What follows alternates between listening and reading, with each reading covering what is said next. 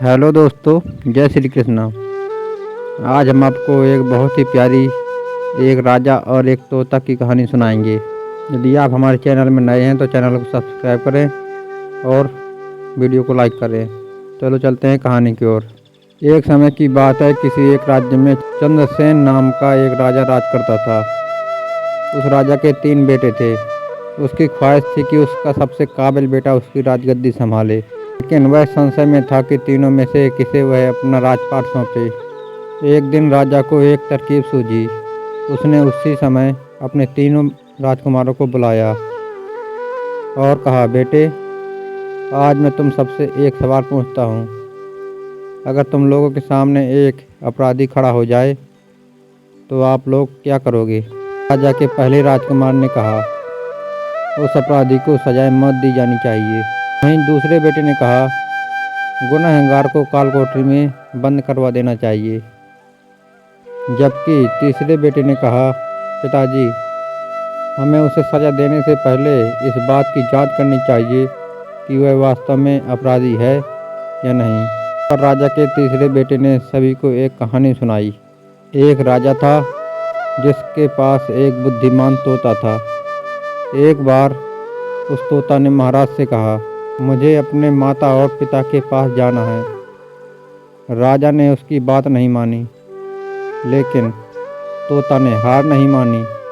वह लगातार महाराज से जिद करने लगा कि मुझे माता पिता के पास जाने दें। अंत में राजा ने तोता की बात मान ली और कहा, ठीक है, तुम अपने माता पिता से मिलकर आओ, लेकिन वहाँ ज़्यादा दिन तक नहीं रुकना।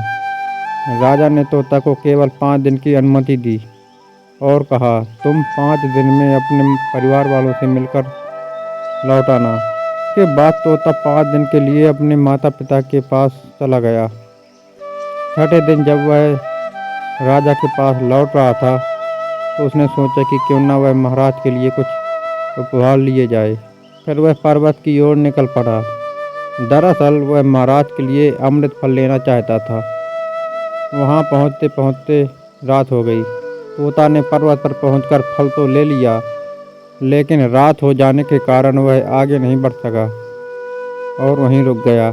उस रात जब तोता सो रहा था, तभी एक सांप वहां आया और उसने राजा के लिए लिया गया अमृत फल को खाने लगा। सांप ने फल को खाया, इस कारण उस फल में जहर फैल गया। हालांकि तोते को इस बात की भनक तक नहीं थी। अगली सुबह जब वह जागा तो वह फल लेकर महल की ओर चल पड़ा। जब वह महल पहुंचा तो खुशी खुशी सीधे महाराज के पास गया और कहा, महाराज, मैं आपके लिए एक अमृत फल लेकर आया हूं। आप इसे खाएंगे तो सदा के लिए अमर हो जाएंगे। यह सुनकर महाराज काफ़ी प्रसन्न हुए। उन्होंने तुरंत इस अमृत फल को खाने के लिए मांगा। इस पर एक मंत्री ने कहा, महाराज रुकिए, आप इस फल को बिना जांच के कैसे खा सकते?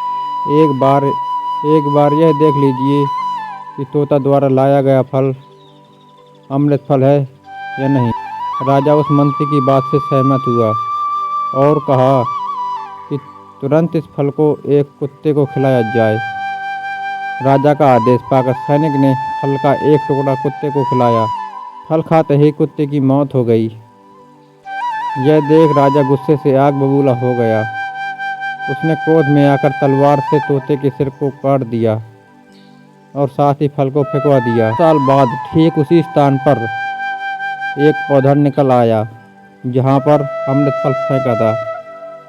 यह देख राजा को लगा कि यह उसी जहरीले फल का पौधा है। उसने सभी को आदेश दिया कि उस पेड़ का फल कोई नहीं खाएगा।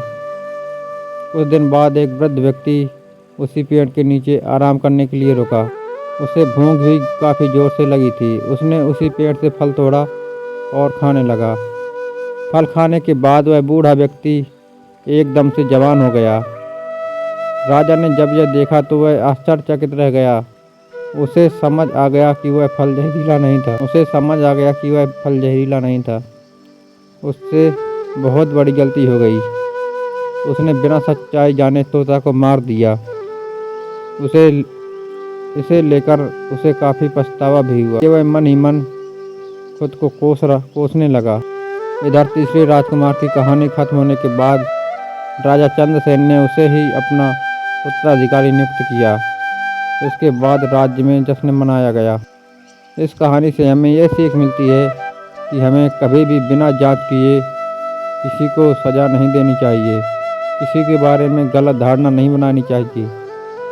उसके बारे में हमें पूर्ण जांच करनी चाहिए और उसके बाद अपनी बुद्धि का प्रयोग करके सोच विचार करके ही किसी निर्णय पर पहुंचना चाहिए। धन्यवाद। आज की कहानी हमारी यहीं तक। मिलते हैं कल।